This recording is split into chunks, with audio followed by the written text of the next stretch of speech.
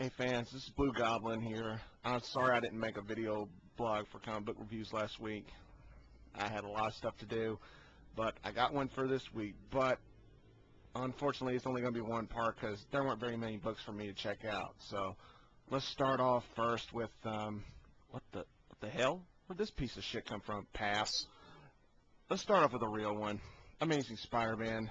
This is number 580. This is just a filler-in story to keep us on our Spider-Man fix until they can get started with the whole Harry Osborn bullshit.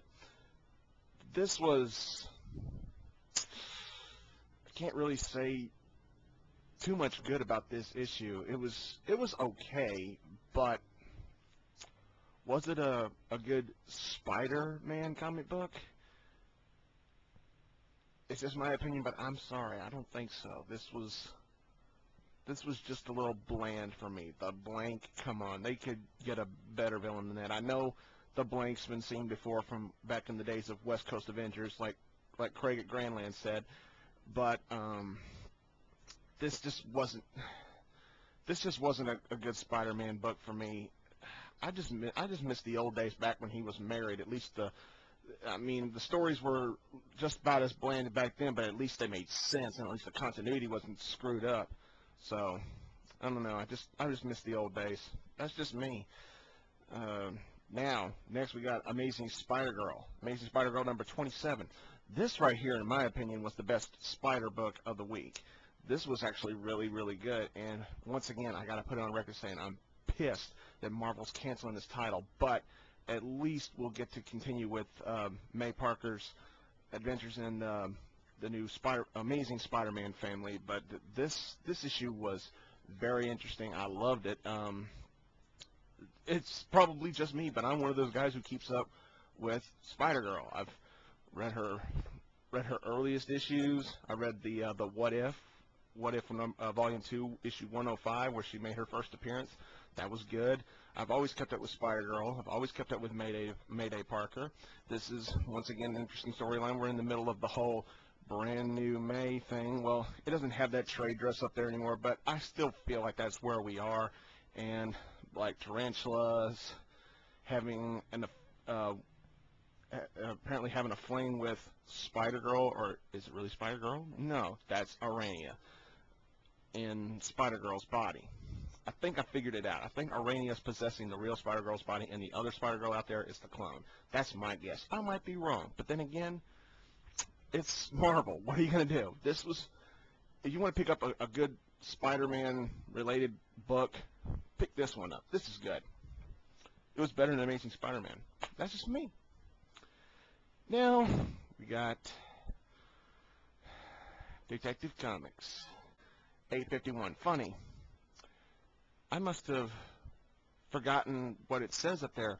You know, fans, I need to ask you something. Whose name is that above the word detective? Oh, that's right. That's Batman, right? Okay. It's supposed to be Batman in Detective Comics. So, where's Batman? I know we're wrapping up this whole RIP thing, but what? Where the hell is Batman? This is Batman in Detective Comics, but there's no Batman. What the fuck? I mean, this is it's not a bad story with the continuation of Nightwing versus Two-Face, but that shit was going on in Nightwing's book. That's where it should stay. Shouldn't be here. I mean, Denny O'Neil, or whatever you want to call yourself, Denny O'Neil. I mean, come on. Did you have to write a continuation from another character's book into Batman's? It's not a bad story, but coming from a Batman book, it's pitiful. It's just pitiful. I would much rather read this in an issue of Nightwing, not an issue of Detective Comics. This really let me down. It was a good story, just wrong book. Finally, we got What If Fallen Sun, where we get asked the question about Civil War and Captain America's death and everything, but what if Iron Man had died instead of Captain America? This one was really good. This one this one was better than What If House of M last book. It was really, really good. A lot of good stuff in here. Iron Man, does he ever get killed? Wow. Didn't expect. I was expecting him to die like Steve Rogers did. Somebody, Sharon Carter or somebody who works for the Red Skull just cap his ass. But I was surprised. He got squished. That's all I want to say. I don't want to spoil anything for. I don't want to spoil anything for books that I thought kicked ass, and I don't want to spoil it too much for anybody who might not have had the chance to read this yet. This is a good book. I recommend you pick this up. And please pick up the rest of the What Ifs that are coming out this month. Next week we got What If New or Fantastic Four. And then I think after that we got What If Spider-Man Back in Black, which is the one I'm really looking forward to. Craig, you at Grandland, my man.